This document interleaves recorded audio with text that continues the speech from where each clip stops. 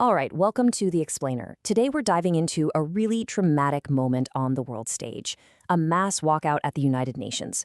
We're going to use the source material to unpack not just what went down, but more importantly, why. So think about it. What does a world leader have to say to make a room full of diplomats just get up and leave?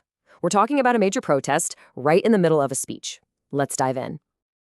Okay, so picture this. We're inside the UN General Assembly in New York. The date is September 26, 2025.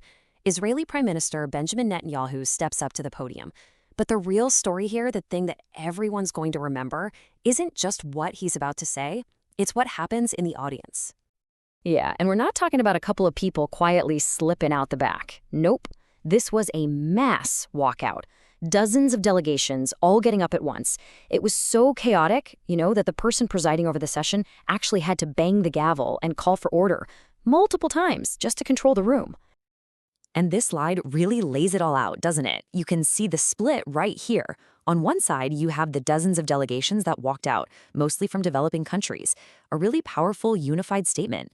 And on the other side, the ones who stayed, you've got the United States and the UK, but, and this is interesting, they only had lower-level diplomats in the room. And then there's Canada. They stayed put.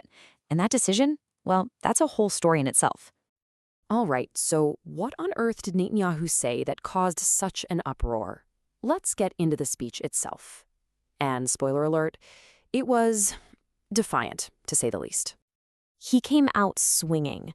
This quote right here, it's a direct attack. He's calling out countries like Canada, France, and Australia for their recent decision to recognize a Palestinian state.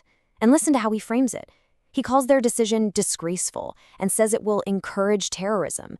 I mean, that is incredibly strong language on the floor of the UN. So if you look at the main points of his speech, you can see it was an all-out defense of Israel's military actions. He's saying Israel must finish the job in Gaza against what he calls the final remnants of Hamas. But he didn't stop there. He accused Western leaders of weakness, pointed to threats from Iran, and even listed missions in Lebanon, Syria, and Yemen. He was painting a picture of a much bigger conflict, with Israel at the center of it all.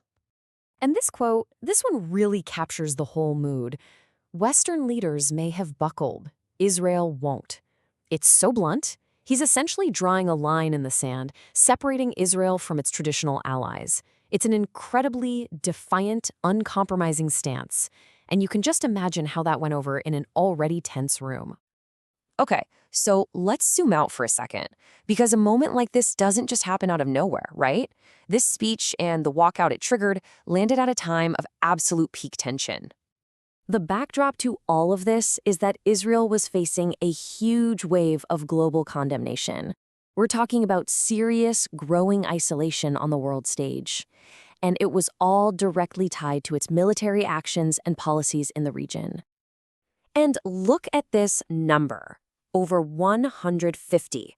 That's more than 150 countries that now recognize a Palestinian state. That is a massive diplomatic shift, and it's exactly the kind of international pressure that Netanyahu's speech was pushing back against so hard.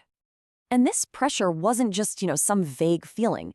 It was based on very specific, concrete things.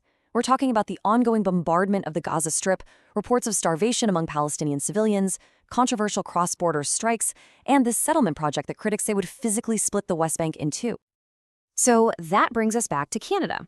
In the middle of all this controversy, with all this as the backdrop, why did they stay? Now, this is what makes Canada's move so fascinating. They're not against walkouts in principle, not at all. As you can see here, back in March 2022, they were part of a huge 40-country walkout on Russia's foreign minister. So the fact that they stayed this time, that wasn't an accident. It was a calculated diplomatic move. And here's the key thing to understand. Staying in the room didn't mean they agreed with Netanyahu. Far from it. In fact, Canada was one of the very countries he was calling out in his speech. Why? Because they had already taken a formal stand by recognizing a Palestinian state. So their position was already on the record, loud and clear. And this quote from Prime Minister Mark Carney really spells it out. The official Canadian position is that both the Netanyahu government and Hamas are making a two-state solution harder to achieve. So you see the strategy here? They've already made their official disagreement public. By staying, they're basically saying, we've made our point, now we're here to listen, even if we don't like what we're hearing. So, what does this all boil down to? It's a really fascinating question about diplomacy, right? On one hand, you have the walkout. It's a powerful, unmistakable signal of protest. But on the other hand, you have the act of listening, which sends a completely different kind of message. And it leaves us with this big question. In the high-stakes game of global politics, when is it better to listen? And when is it better to leave?